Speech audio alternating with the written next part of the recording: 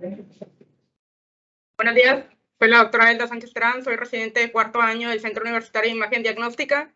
El día de hoy veremos el tema de patología benigna de la mama, la parte 2, la continuación. Mi maestra asesora para esta clase es la doctora en medicina, la doctora Yasmín Nazaret Ramírez Galván.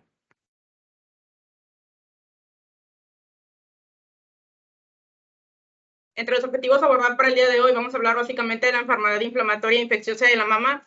Vamos a hablar en unas generalidades de la mastitis. Las vamos a clasificar en mastitis no infecciosa. Dentro de estas vamos a hablar de lactasia ductal, la mastitis periductal, la mastitis granulomatosa idiopática, mastitis secundaria de radioterapia. El manejo de las mastitis no infecciosas. Las mastitis infecciosas siendo esta la puerperal y la complicada con abscesos. El manejo de la mastitis infecciosa, abscesos puerperales y no puerperales y el drenaje de abscesos. Bueno, a manera de definición, ¿qué es la mastitis? Es una inflamación del parénquima mamario que puede o no estar asociada a infección. Se reporta una incidencia hasta el 10%, siendo esta sintomática hasta en el 33% de las pacientes. Los factores de riesgo que están relacionados para las mastitis las dividimos en géneros. Cuando hablamos de mujeres, hablamos de la edad reproductiva como un factor de riesgo fuerte asociado. Hay que pensar siempre que en las mujeres postmenopáusicas, la edad reproductiva te habla de mujeres que sean premenopáusicas. Cuando estamos ante un contexto de una mastitis de una mujer postmenopáusica, hay que pensar siempre el diagnóstico diferencial que vamos a abarcar durante toda la clase, que va a ser el carcinoma inflamatorio de la mama. Otro de los factores de riesgo asociados es el tabaquismo, la raza negra, la obesidad, comorbilidades como la diabetes, el VIH y la lactancia, sobre todo en las primeras 12 semanas posparto. Se habla o lo reporta la literatura que la mayor frecuencia de las mastitis durante la lactancia se presentan entre la segunda y la tercera semana. Si hablamos de hombres, los factores de riesgo que predisponen a la mastitis sería la ginecomastia, el trauma mamario, la obesidad y el tabaquismo. Asimismo, este cuadro se puede presentar en neonatos debido a la exposición crónica a los estrógenos durante el periodo intrauterino. Las etiologías, si lo dividimos a la mastitis en causas infecciosas y no infecciosas, van a ser infecciosas, aquellas que van a relacionarse con el puerperio y las complicadas con abscesos. Y no infecciosas, dentro de estas tenemos lactasia ductal, la mastitis periductal, la mastitis granulomatosa idiopática y la mastitis asociada a radioterapia.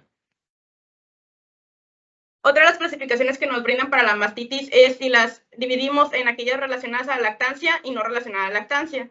Dentro de las relacionadas a la lactancia de causa infecciosa, recordemos que el agente patógeno más frecuentemente involucrado durante esta patología sería el Staphylococcus aureus. Dentro de la no infecciosa hay que pensar en la paciente que está lactando y que tiene ectasia ductal. En las no relacionadas a la lactancia tenemos igual las infecciosas, que casi siempre se producen por una ruptura de un quiste, asociadas a ectasia ductal también o a mastitis periductal. Las causas de una mastitis granulomatosa idiopática, aunque bien el sustrato fisiopatológico no se conoce, se postula factores inmunológicos. Dentro de la linfocitaria también se caracteriza por ser una reacción inmunológica ante el tejido mamario o a la leche materna per se. El de las células plasmáticas se caracteriza por ser una inflamación periductal que al análisis microscópico vemos nosotros infiltrado de células plasmáticas, y aquella asociada a cuerpo extraño como parte no relacionada a la lactancia, es decir, aquellas pacientes que tienen piercing o realizan inyecciones de cosméticos. ¿Cuál es el cuadro clínico de la mastitis? A la mastitis la vamos a diferenciar en dos cuadros, un cuadro agudo y un cuadro crónico. Dentro del cuadro agudo, sabemos nosotros que la sintomatología va a ser mastalgia, escalofríos, fatiga, malestar general, vómito, cefalea.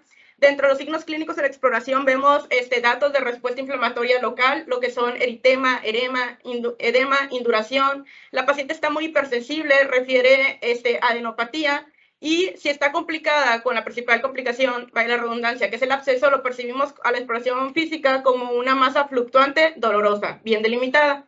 Hay que grabarnos nosotros que el cuadro de una mastitis aguda es de instalación súbita. Generalmente los síntomas serán unilaterales y generalmente tiende a ser localizada versus a ser difusa. Es importante nosotros grabarnos este cuadro clínico porque también, al igual que el carcinoma inflamatorio de mama, que veremos más adelante, de manera general, el cuadro clínico puede solaparse.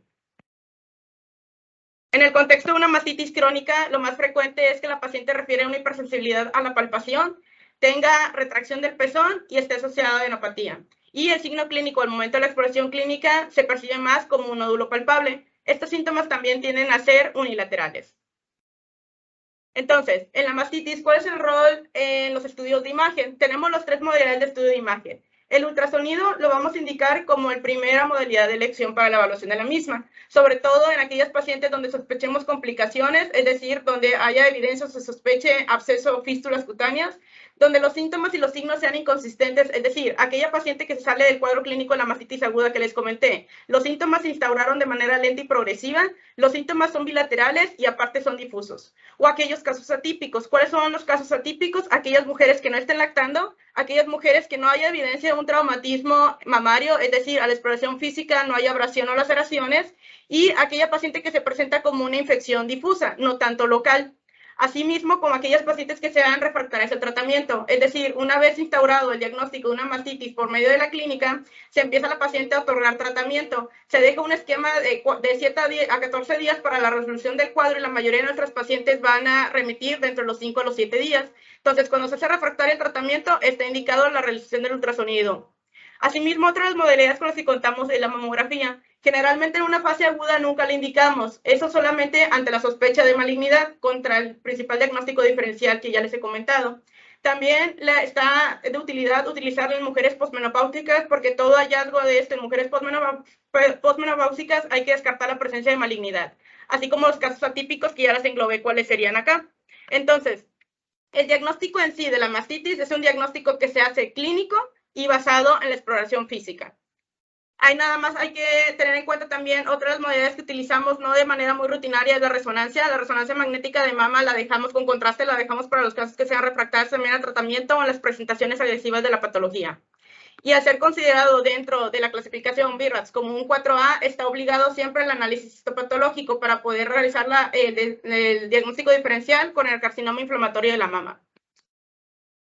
Por definición, la ACR dice que la mastitis es un dolor que va a ser local, puede ser unilateral o bilateral, pero es no cíclico. Es un dolor focal, no cíclico, uni o bilateral. Y de acuerdo a la edad de la paciente la vamos a dividir para realizar la modalidad de estudio de imagen que requiera. Aquellas pacientes que sean menos de 30 años, es adecuado la realización de un ultrasonido, solamente el ultrasonido, según la ACR. Aquellas pacientes que sean mayores de 30 años, es adecuado la realización del ultrasonido, mamografía o tomosíntesis. Entonces, ya hablamos de las maneras de generalidades de la mastitis para tener el concepto claro, porque toda esta información la vamos a ver más a fondo ya desglosando las mastitis. Entonces, vamos a empezar con las mastitis de causa no infecciosa. De esta, la primera es lactasia ductal. Nosotros sabemos que los conductos mamarios normalmente miden de 1 a 2 milímetros o tienden a observarse de manera colapsada. Hablamos de una ectasia ductal cuando estamos ante una dilatación del conducto galactóforo mayor a 2 milímetros y casi siempre está asociado a fibrosis. Se presenta más frecuentemente en mujeres posmenopáusicas entre 50 y 60 años y debido a que la ectasia ductal se produce por un acúmulo de secreciones que tienden a calcificarse, al reconocerlo como un cuerpo extraño, predispone a un proceso inflamatorio crónico que lleva a la formación de fibrosis. Estamos ante 3 contextos de una ectasia ductal. De manera rutinaria, si vemos una ectasia ductal que sea subareolar y bilateral, la clasificaremos como un BIRATS 1 o 2. Si vemos una ectasia ductal que es asimétrica y la encontramos de forma aislada, hay que pensar catalogarla como un BIRATS 4 porque puede llevar una comorbilidad, una neoplasia maligna de trasfondo y está obligada la toma de biopsia. Sobre todo ahorita les explico en las imágenes. Y si es el primer estudio de imagen de una paciente y detectamos una ectasia ductal que es asimétrica, está obligada la realización o el estudio subsecuente a la paciente con ultrasonidos para verificar la evolución de la misma. Entonces, a manera de hallazgos por el ultrasonido, ya sabemos que nosotros la ectasia ductal la representamos por una imagen tubular que va a ser irradiada hacia el pezón. Esta puede o no tener material ecogénico en su interior. Si nosotros vemos dentro del conducto galactóforo una ecogenicidad compleja y a la valoración con Doppler color también presenta este flujo, estamos obligados a sugerir una toma de biopsia para descartar malignidad. Este es un caso de nuestra institución donde pueden ver nada más simplemente la dilatación del conducto galactóforo. En este caso la paciente no tenía detritus en su interior y mide hasta 2.4, es una ectasia ductal. Esta también es una imagen donde siempre estamos obligados a colocar nuestra caja de Doppler color simplemente para descartar que no haya algún material ecogénico que sea sólido en su contenido. También esta paciente estuvo diagnosticada como ectasia ductal. Ambas fueron clasificadas como un BIRATS tipo 2. En la mamografía, ¿cómo lo vamos a ver? Lo vamos a ver como igual, imágenes tubulares que se encuentran en la región subareolar y tienden a irradiarse hacia el pezón. Otra de las mastitis de causa no infecciosa es la mastitis preductal o también conocida como mastitis de células plasmáticas. Es una enfermedad inflamatoria benigna de la mama que se presenta en mujeres jóvenes. Está fuertemente asociada al tabaquismo y también se relaciona con un proceso inflamatorio crónico que conlleva la metaplasia apócrina, que es el hallazgo histopatológico que observamos. El cuadro clínico, la paciente puede estar asintomático, referir retracción y descarga por el pezón. ¿Cómo lo vamos a valorar? En el ultrasonido vamos a ver una ectasia ductal con un material ecogénico en su interior que es sólido y que la valoración con Doppler color presenta abundante vascularidad, sobre todo periférica. Aquí estamos ante el caso de una mujer de 34 años que refería dolor, inflamación en el cuadrante inferior de la mama izquierda y aparte refería secreción por el pezón. Básicamente lo que estamos viendo en el ultrasonido es un conducto intramamario que se encuentra dilatado y tiene contenido ecogénico en su interior y en la valoración con Doppler color presenta vascularidad. ¿Cómo lo vamos a observar en la mamografía? Como les comenté, es un acúmulo de secreciones que van a tender a la calcificación. Entonces, el hallazgo más común para ver en la mamografía es que estas calcificaciones sean gruesas, las describen como en forma de varilla o cigarro, pero lo que nos ayuda a hacer el diagnóstico es que tienden a ser bilaterales y simétricas. El contenido intraductal, como les comento, se calcifica. En esta mamografía en proyecciones oblicuo-medio laterales de una femenina de 71 años que ella se reportaba asintomático, acude simplemente a su tamizaje donde se observa en la mamografía calcificaciones gruesas como en forma de bastón, de forma bilateral y simétrica. Entonces, esto lo dejaron como una mastitis periductal o de células plasmáticas. De las dos patologías que les acabo de comentar, el tratamiento siempre vamos a iniciar con dos cosas, la antibiótico-terapia y la analgesia. ¿Por qué analgesia? Porque ya sabemos que estamos ante un proceso inflamatorio que va a ser doloroso para la paciente. De forma ambulatoria le podemos prescribir a la paciente el antibiótico que cumple el esquema y la valoramos de manera clínica y radiológica. Si la paciente está en un estado que compromete su vida, es decir, un estado donde la hemodinamia de la misma se ve inestable, estamos ante un cuadro de sepsis, hay que ingresar a la paciente, hospitalizarla y administrarle antibióticos de forma IV. Las medidas físicas que se recomiendan para estas patologías, como son cuadros inflamatorios, es la aplicación de compresas calientes que nos ayudan a desinflamar un poco el tejido y medidas de soporte dependiendo de la condición de nuestra paciente. La aplicación de analgesia, como todas están relacionadas con el tabaquismo, pues es parte de nosotros involucrar a la paciente en un cambio en el estilo de vida y favorecerle el cese del mismo. Si no hay respuesta a tratamiento a pesar de estas medidas que les acabo de comentar, hay que pensar que estamos ante un caso de complicación y hay que solicitar un cultivo de la lesión para poder realizar un antibiograma y ahora sí otorgar el antibiótico específico contra la patología que estamos viendo. Otra de las mastitis de causa no infecciosa es la mastitis granulomatosa. Dentro de la mastitis granulomatosa tenemos dos. La que es específica, es decir, es secundaria a alguna causa de trasfondo. Lo más frecuente es que sea tuberculosis, Wegener, sarcoidosis, sífilis, vasculitis, infección por Corynebacterium o parasitaria fúngica. Y la idiopática. La idiopática fue descrita por primera vez en 1972 por Kessler y Wolons. Tiene una incidencia de 2.4 por cada 100,000 mujeres. Se presenta muy frecuentemente en mujeres hispanas.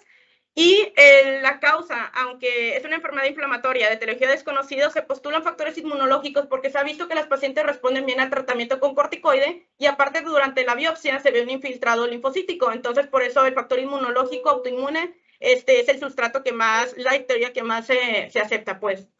Es un diagnóstico de exclusión.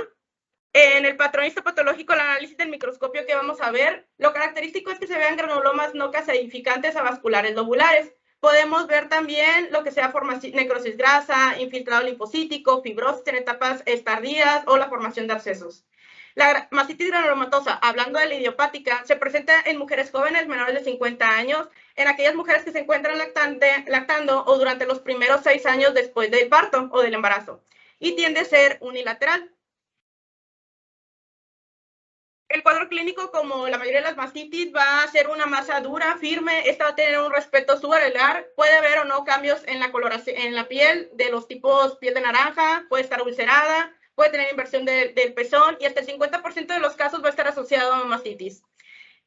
Si hay una falla en el tratamiento, que ahorita lo vamos a ver a fondo de manera desglosada, siempre hay que sospechar en todas las mastitis que no estamos ante un cuadro de un carcinoma inflamatorio de mama. ¿Cuáles son los hallazgos por mamografía? Bueno, es un caso de nuestro hospital. Es una femenina de 25 años de edad que refiere hipertermia no cuantificada intermitente, un nódulo palpable en la mama izquierda y se encontraba en su segundo semana lactando. Lo que podemos ver en la mamografía es casi siempre se va a caracterizar por verse como una asimetría. En este caso, esta paciente tenía una asimetría en los cuadrantes superiores de la mama izquierda, tenía engrosamiento cutáneo de los cuadrantes inferiores de la mama derecha y a nivel de la región axilar del lado izquierdo vemos ganglios linfáticos hiperdensos y aumentados de tamaño. Este es el ultrasonido de la misma paciente. Aquí no se ve, pero bueno, era el radio de la 7 periodular. Esta también es la mama derecha, pero iba desde el radio de las 7 hasta el radio de las 9. Y esta es la mama izquierda y esta es la región axilar derecha. Bueno, en la valoración con ultrasonido, ¿qué vemos? Vemos múltiples zonas hipoecoicas que se imaginan en lo que sería el tejido glandular. Vemos que estas imágenes hipoecoicas ceden parcialmente a las maniobras de compresión con y sin compresión y a la exploración con Doppler color muestran vascularidad aumentada. Asimismo, en la región axilar, en este caso del lado derecho, vimos ganglios linfáticos de aspecto reactivo al encontrarse engrosamiento difuso cortical de hasta 2.6 milímetros. Entonces, estos hallazgos, nosotros en la conclusión eran sospechosos de un proceso inflamatorio tipo una mastitis del paciente. Se le sugirió la realización de biopsia y en el histopatológico se reportó una mastitis granulomatosa. Esta obviamente no es la resonancia de la paciente, simplemente es para darles a conocer el rol que tiene en la mastitis granulomatosa la resonancia, que si bien la resonancia magnética contrastada nos sirve para nosotros poder descartar entre patología benigna y maligna, es muy difícil y siempre va a ser un reto diagnóstico poder realizar el diagnóstico diferencial entre una patología maligna y un proceso inflamatorio. En la resonancia, ¿cómo lo vamos a observar? Vamos a ver un realce tipo no masa, que es focal, heterogéneo y con márgenes irregulares. Aquí tenemos dos imágenes de resonancia, una precontraste, postcontraste, donde en el postcontraste lo que vamos a observar es un realce no masa irregular con un patrón anular. Y en las curvas, en los estudios dinámicos, tiende a presentarse como una curva tipo 3. Entonces, la mastitis granulomatosa, los hallazgos típicos que vamos a encontrar nosotros, dependiendo de la modalidad de estudio de imagen, se los presento en la tabla. En el ultrasonido, lo más común es que lo veamos como una masa focal o un parénquimo heterogéneo de engrosamiento cutáneo. En la mamografía, lo más frecuente es un aumento en la densidad del parénquima o una masa focal. En la resonancia, como les comenté, es un realce no masa o una masa focal y tiene una presentación de una curva 3, lo más frecuente. No son tan específicos, de hecho en la mayoría de las patologías, para diferenciar entre una u otra, vamos a terminar acabando en una biopsia y en el contexto clínico adecuado a la paciente. ¿Cuál va a ser el abordaje de la mastitis granulomatosa idiopática? Ok, estamos ante una paciente que le sospechamos que tiene una mastitis infecciosa.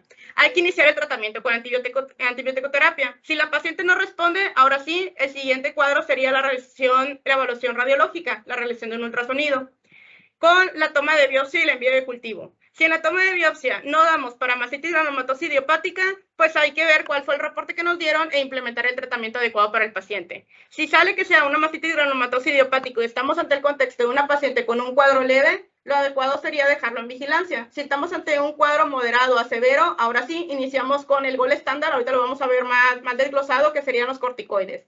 De los corticoides, si la paciente tiene una respuesta parcial, la dejamos en vigilancia y si tiene una respuesta completa, ahora sí la mandamos al screening.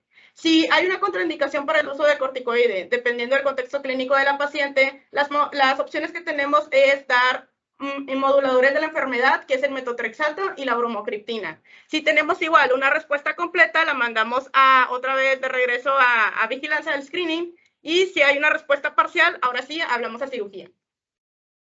Les quería mostrar estos dos estudios, les voy a mostrar dos estudios que se realizaron. Este primero fue un estudio multicéntrico, donde se reclutaron pacientes desde junio 2015 a abril 2018, un total de 78 pacientes, todas de ellas con diagnóstico histopatológico de mastitis granulomatosa idiopática.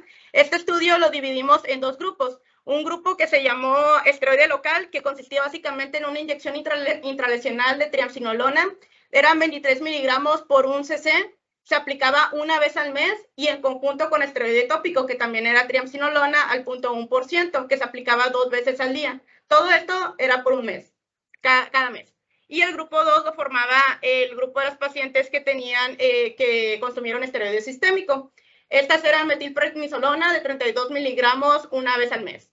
Entonces, En el grupo 1 era formado por 46 pacientes y el grupo 2 por 32 pacientes. Los objetivos eran valorar respuesta al tratamiento, los efectos adversos, las recurrencias, la necesidad de cirugía y las complicaciones.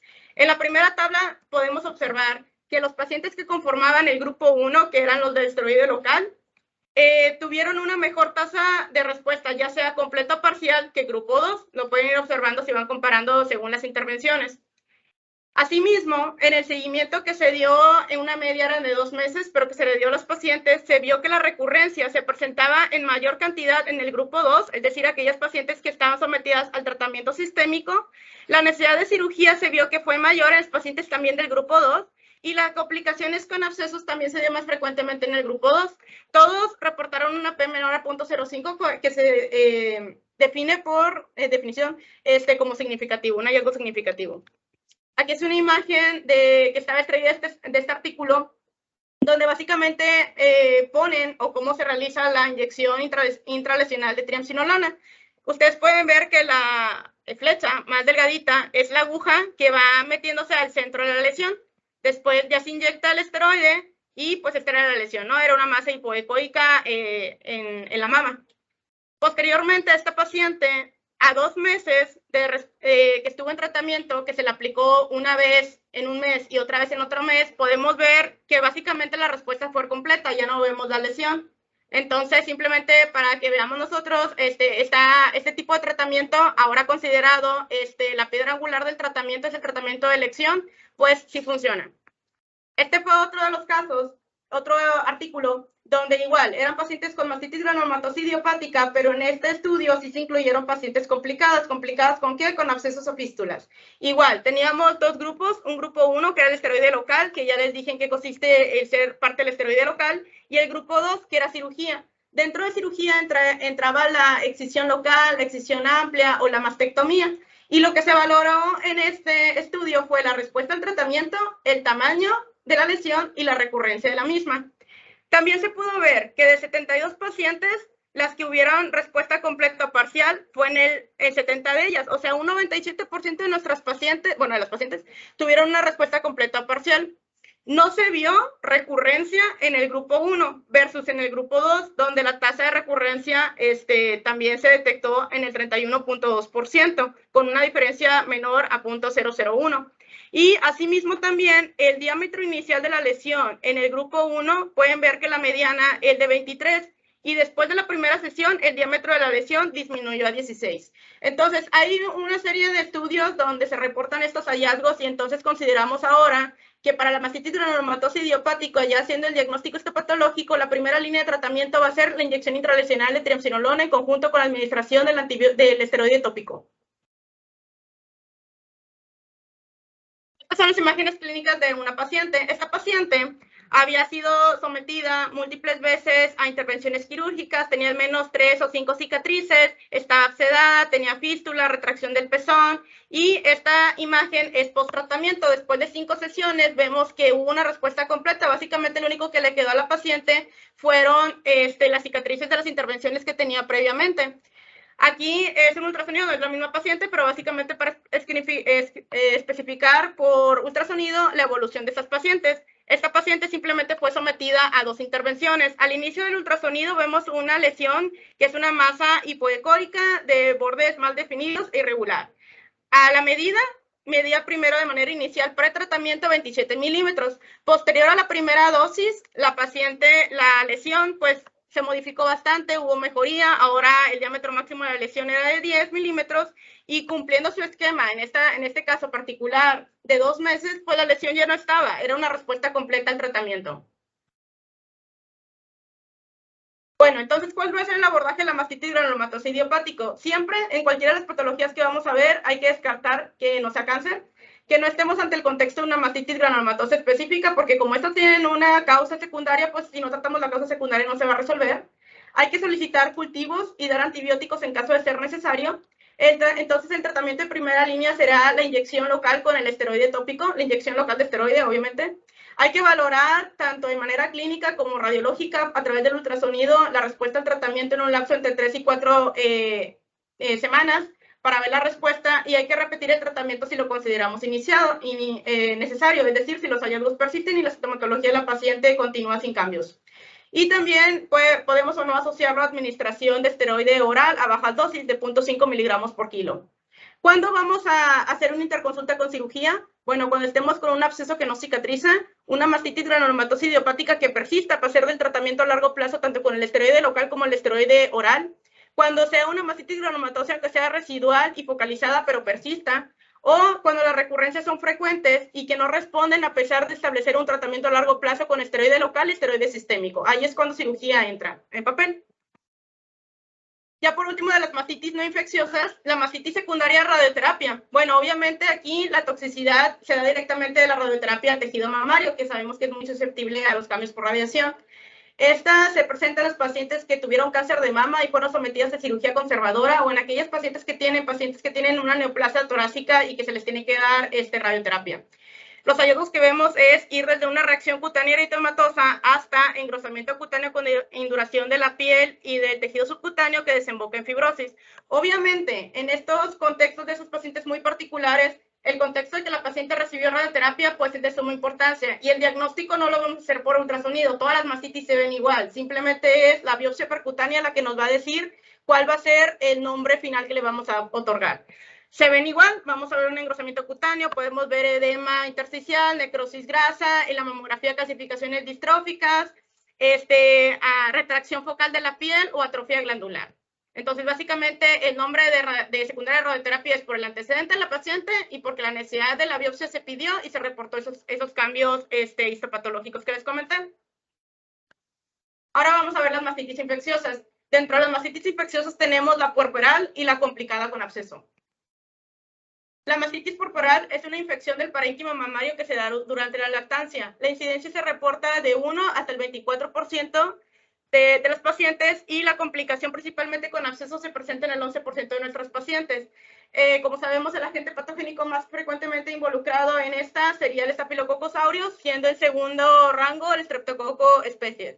Nos podemos dar una idea, si no es nuestra labor, obviamente, hacer el análisis microbiológico, sospecha de una infección por Staphylococcus porque la enfermedad tiende a manifestarse de forma más invasiva y la formación de abscesos se da en las etapas iniciales de la enfermedad versus cuando se da por Streptococcus, que tiende a ser más difusa y la formación de abscesos se da de manera más tardía. Obviamente, la mayoría de estas infecciones no son solamente de un agente patogénico, se coinfectan y terminan siendo polimicrobianos, pero es simplemente para que tengamos una idea. ¿Por qué se produce la mastitis puerperal? Bueno, se da una infección retrógrada que es favorecida por el acúmulo de secreciones, que la vía de entrada fue una laceración o una disrupción microscópica del complejo areola-pezón, pues debido a que el bebé pues está lactando puede haber desgarros o laciones en el mismo. Es la más frecuente de las mastitis. ¿Cómo lo vamos a ver por ultrasonido? Bueno, el ultrasonido va a ser la modalidad de imagen de elección para abordar a estas pacientes. Se ve como una región hipoecoica mal definida, que va a tener inflamación periductal, que tiene edema subcutáneo y engrosamiento cutáneo y edema subcutáneo.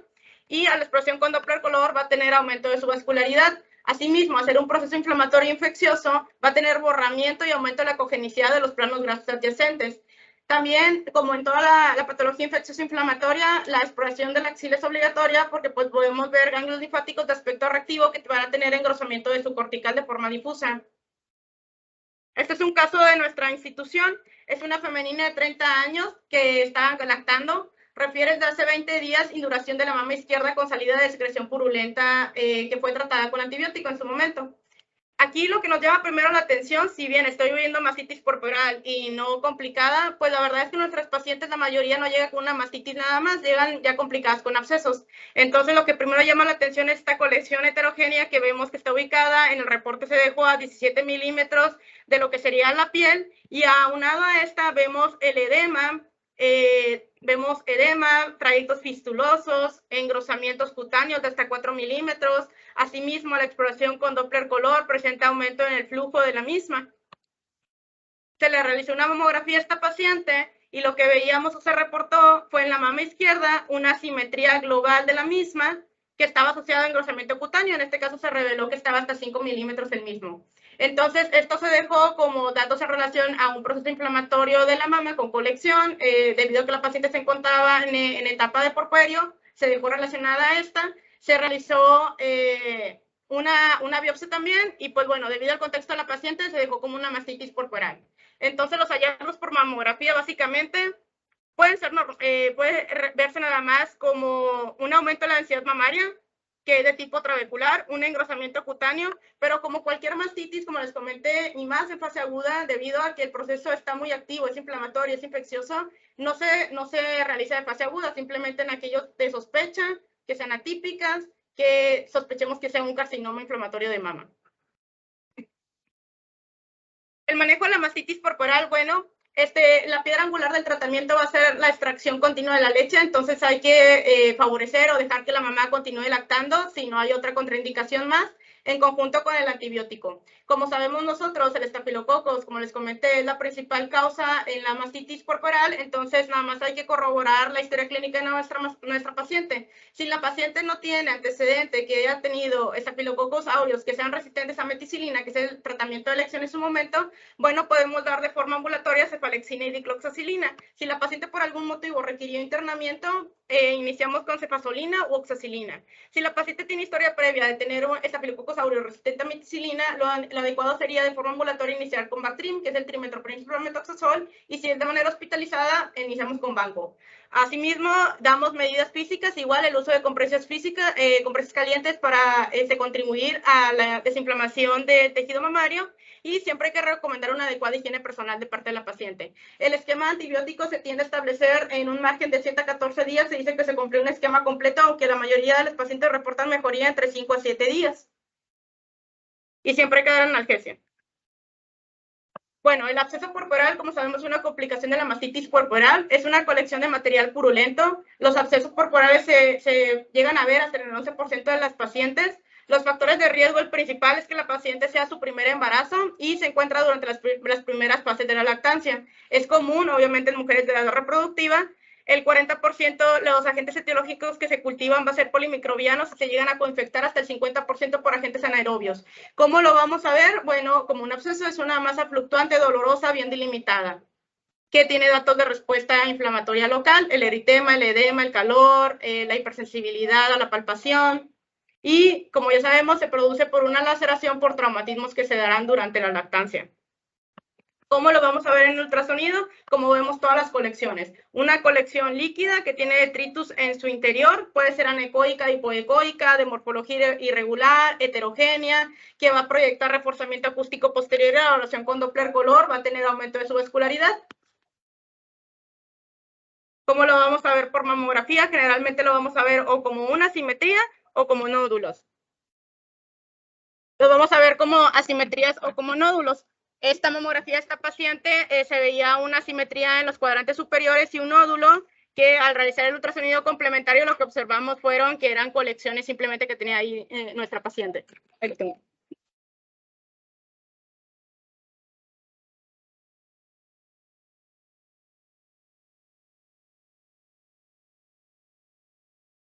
Bueno, entonces así es como lo veríamos por la mamografía. Los abscesos pueden ser, como lo habíamos dicho, abscesos porporales o no porporales. Dentro de los no porporales son los menos comunes. Está en una incidencia de hasta el 1 al 2%, y el tipo se clasifica según la localización. Estamos entre los periféricos, que son los más raros, que generalmente se relacionan con diabetes, artritis reumatoide y el uso de corticoides, y los subaroleares, que estos dentro de los raros pues son los más comunes, y está fuertemente asociado con el uso de tabaquismo. En conjunto se conoce como la enfermedad de Suska. Los subarolares, la importancia que tienen estos es que son los que más se complican, recurren hasta el 40% de las pacientes y tienden a ser bilaterales hasta el 25%. Estas pacientes nos vienen porque fueron multitratadas con drenajes o con excisiones quirúrgicas, y pues son los que tienen peor pronóstico y recidivan más, hacen más fístulas. El cuadro clínico, la paciente puede ir desde mastalgia hasta una masa palpable en la mama, acompañada de eritema, con retracción del pezón o descarga por el mismo. ¿Cómo lo vamos a ver? Bueno, el nombre de darle periférico subareolar dependerá siempre de la localización donde la encontremos, pero básicamente se van a ver igual. Una masa en la mamografía como una masa mal definida, una asimetría focal o difusa, puede haber un engrosamiento cutáneo, pasar normal. En estas proyecciones de mamografía en oblicuo medio lateral, en la primera podemos observar que a nivel de la región subareolar vemos una masa ovalada con bordes circunscritos. En este caso, en la evaluación con ultrasonido que ahorita les muestro, terminó siendo un absceso no corporal subareolar. O los podemos ver como asimetrías globales de las mamas, en este caso en el cuadrante superior. Este es el ultrasonido de la paciente en la mamografía, de la primera mamografía que tenían ustedes. En el ultrasonido les vemos como lesión quística compleja o una masa hipoecoica heterogénea. Aquí los vemos como colección hipoecoica irregular, que va a tener multiloculada, con tabiques irregulares, que a la expresión con Doppler color van a tener aumento en su vascularidad y tiene reforzamiento acústico posterior. Igual, simplemente estaba localizado en la región subareolar, por eso se le dio el nombre de absceso no corporal subareolar, y cuando están periféricos, pues les otorgamos ese otro nombre. Entonces, ¿qué vamos a ver cuando estamos ante un caso de un absceso? El manejo del mismo. Sospechamos un absceso, hay que iniciar con antibióticos. Y de acuerdo al contexto clínico de la paciente, hay que darles el nombre. ¿Es un absceso puerperal o no puerperal? Y iniciamos con la valoración con ultrasonido. Ya la valoración radiológica, ya les dije que el ultrasonido es el estudio de imagen inicial.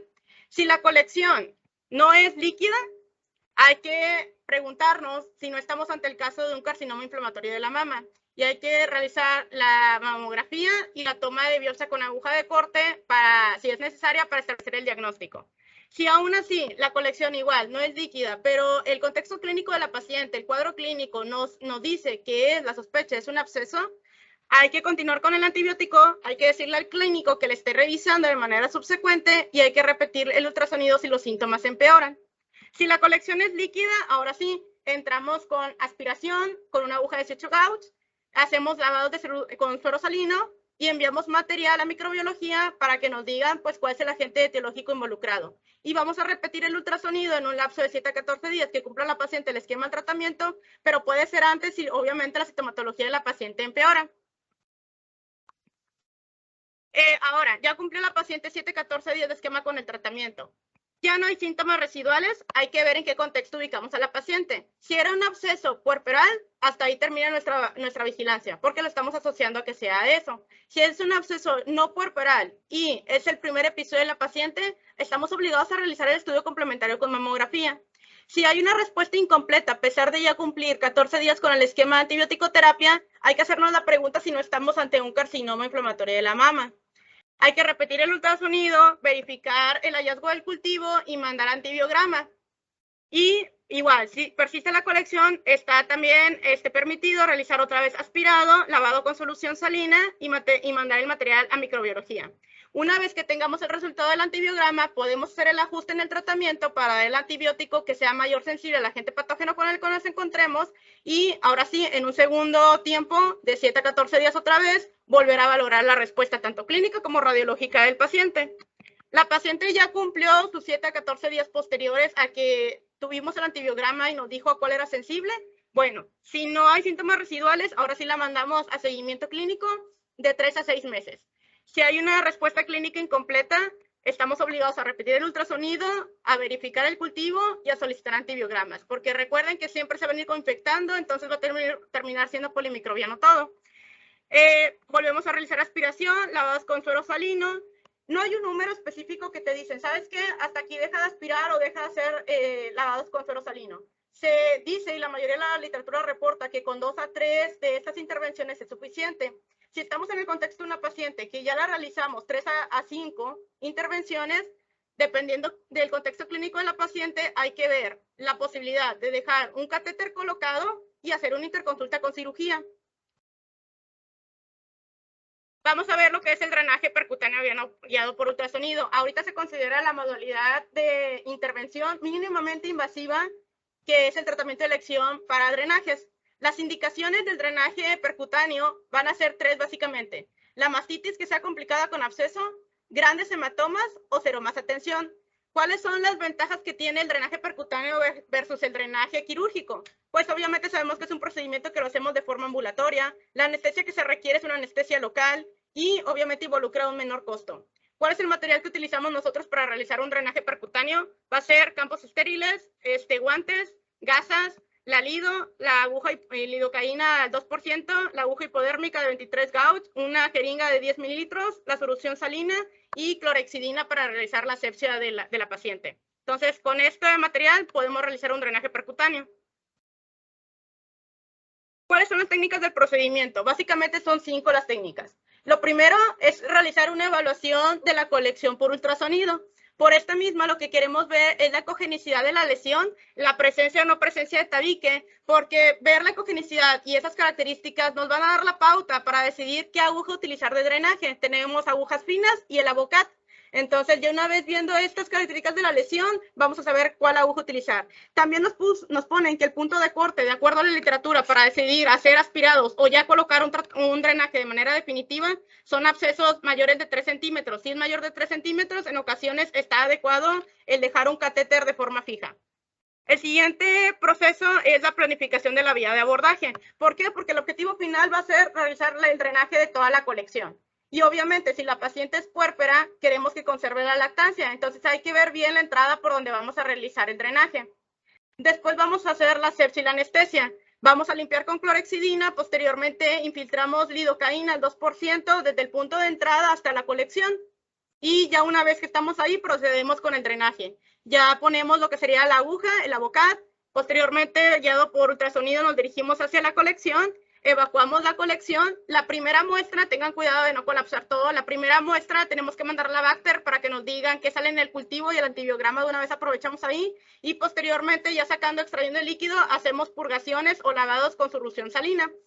Y siempre hay que otorgar a la paciente antibiótico de terapia. Como cualquier procedimiento, cuando nosotros metemos algo extraño, ya sea una aguja, un catéter, al cuerpo, es una vía de entrada para infección, entonces siempre hay que dar antibióticos a la paciente. Hay que valorar el volumen que queda, porque como les dije, la pauta para decidir si vamos a dejar o no vamos a dejar el catéter es el volumen de la colección. También, cuando a veces estamos ante colecciones de gran tamaño y el contenido es demasiado espeso, que lo estás aspirando y no sale, bueno, también está indicado la colocación de catéteres de mayor calibre, se describen de que hasta 7 a 10 French, el pigtail, para ya dejarlo de manera fija y ya estemos nosotros viendo el gastado. Ya está indicado retirar el catéter una vez que nosotros veamos que ya no hay colección residual por ultrasonido y aparte ya no hay gasto del mismo, ¿no? Y siempre está obligado a realizar controles ecográficos cuando hacemos un procedimiento mínimamente invasivo guiado por algún estudio de imagen. Siempre hay que hacer controles para verificar si estamos bien posicionados, si se resolvió el cuadro o cómo vamos evolucionando. Y especialmente en el caso de abscesos mamarios, casi siempre podemos quitar la colección, pero va a persistir la adenopatía reactiva, porque estos tienden a involucionar en un periodo más tarde que el absceso mamario per se. Entonces, siempre realizar el control ecográfico. Estas son las técnicas o los pasos que realizamos para un drenaje percutáneo. Y bueno, sin dejar de menos la importancia de todo lo que les acabo de comentar de los procesos inflamatorios infecciosos de la mama, es que el principal diagnóstico diferencial es que con el carcinoma inflamatorio de la mama. No voy a andar mucho en ello, simplemente les voy a hablar de manera somera, ya que habrá una clase para eso, pero sabemos nosotros que es una enfermedad invasiva y agresiva. Tiene una incidencia de hasta el 2 al 5%. El cuadro clínico, como lo pueden ver, es igual que el cuadro clínico de una mastitis. Puede ir desde eritema, calor, edema, aumento del volumen de la mama, retracción del pezón, piel de naranja, retracción del mismo con o sin un nódulo palpable. El inicio y la instalación del cuadro es abrupto, menos de 3 meses. Generalmente no va a responder a antibiótico la paciente y el momento en que hacemos el diagnóstico histopatológico, la paciente ya se encuentra con enfermedad metastásica. Aquí tenemos un cuadro de un caso de nuestro hospital, donde veíamos una paciente que acude por una masa, que se palpaba una masa. Podemos ver en el cuadrante superexterno de la mama izquierda 2 nódulos que son hiperdensos, irregulares, de bordes espiculados. No se ve ahí, pero bueno, tenía calcificaciones en su interior. Y estos están en la región, también uno igual, en la región retroareolar. Asimismo, en la región axilar izquierda podíamos ver un ganglio linfático hiperdenso con pérdida de su morfología. Posteriormente, al hacerle el ultrasonido a la paciente, podemos darnos cuenta que los nódulos que veíamos en la mama, pues en la mama izquierda se identifican como nódulos con márgenes espiculados, angulados, hipoecoicos, algunas áreas anecoicas con un halo ecogénico, con flujo interno a la valoración con Doppler color, un patrón duro a la valoración con la elastografía, y que en la región axilar de importancia, que era a la izquierda, podemos ver un ganglio linfático con una compresión de su ilio, con un engrasamiento de la cortical de hasta 7.2 milímetros. Esta paciente obviamente la mandamos con un BIRAT 5 y se le pidió una biopsia por aguja de corte y al final histopatológico reveló que fuera un carcinoma inflamatorio de la mama. Y esta paciente debutó, el cuadro clínico con el que llegó era cambios inflamatorios locales de su mama y secreción por el pezón. Entonces, estamos obligados con nuestro rol en las patologías infecciosas inflamatorias siempre a descartar el principal diagnóstico diferencial, que va a ser el carcinoma inflamatorio de mama, porque hasta por clínica no se puede descartar. ¿Cuál es el rol del radiólogo en patología inflamatoria? Bueno, el estudio de imagen que tenemos que hacer inicialmente es el ultrasonido y la mamografía, especialmente en aquellas pacientes mayores de 30 años, individualizando el contexto. Si hay síntomas de cáncer, hay que ordenar la toma de biopsia con aguja de corte y puede estar adecuado también realizar una resonancia magnética contrastada. Si no vemos datos de cáncer, estamos ante una colección o una no colección. Si hay colección, no colección, perdón, hay que dar tratamiento médico, iniciarlo y valorar el control siempre a los 7 días, 7-14 días. Si no hay mejoría, ahora sí, realizamos la toma de biopsia y el análisis con microscópico de esas áreas hipoicóicas que veamos en el ultrasonido para establecer el diagnóstico y dar el tratamiento antibiótico adecuado. Si hay una mejoría adecuada, pues lo continuamos el manejo médico. Si desde el inicio en el ultrasonido nos parece que es una colección, bueno, también estamos obligados a realizar la toma de biopsia porque no podemos descargar por sí solo, nada más por el ultrasonido, que no estamos ante el caso de un carcinoma inflamatorio de la mama y hay que mandar análisis también a microbiología. Iniciamos tratamiento médico y vemos cómo va respondiendo. Por ende, la mayoría de los abscesos van a responder con el antibiótico. Si no, ya vieron como el diagnóstico diferencial, el carcinoma no va a responder al antibiótico. Y ya en estos donde sí hubo mejoría y responden al tratamiento, vamos a darle seguimiento a nuestra paciente en 3 meses con ultrasonido y mamografía según el caso. A manera de conclusión, las enfermedades inflamatorias de la mama constituyen una amplia gama de patología que van desde causas benignas hasta malignas. Los hallazgos radiológicos entre estas dos entidades se van a superponer, lo que puede llegar a diagnósticos erróneos y un retraso en el tratamiento. Los estudios de imagen van a estar justificados en aquellas pacientes que se sospeche complicación, que ya sean abscesos o fístulas, que estemos ante casos atípicos para establecer un diagnóstico diferencial entre patología benigna y maligna. Y como es considerado dentro de la clasificación BIRATS 4A, siempre está obligado a realizar el análisis histopatológico de la misma. Los procedimientos mínimamente invasivos, en este caso el drenaje percutáneo guiado con ultrasonido, son tratamientos pivotes en el manejo multidisciplinario de los abscesos mamarios, que en conjunto con el tratamiento médico y quirúrgico son especialmente importantes en los casos recidivantes y en aquellas pacientes refractarias al tratamiento. Pues de mi parte eso es todo. No sé si alguien tiene una pregunta, algún comentario.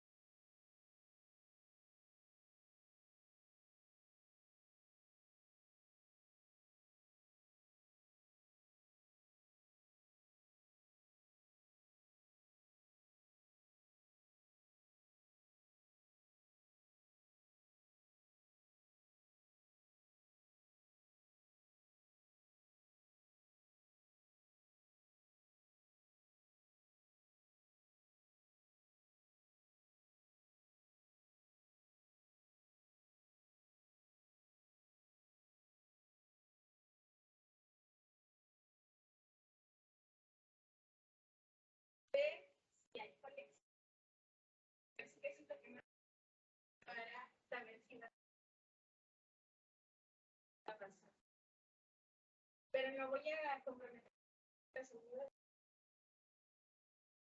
todos los.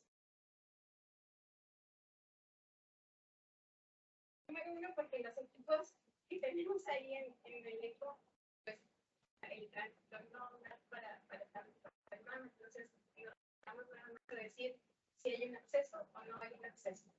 Es más, ni siquiera tengo que poner una categoría de libros, porque yo creo que tengo capacidad.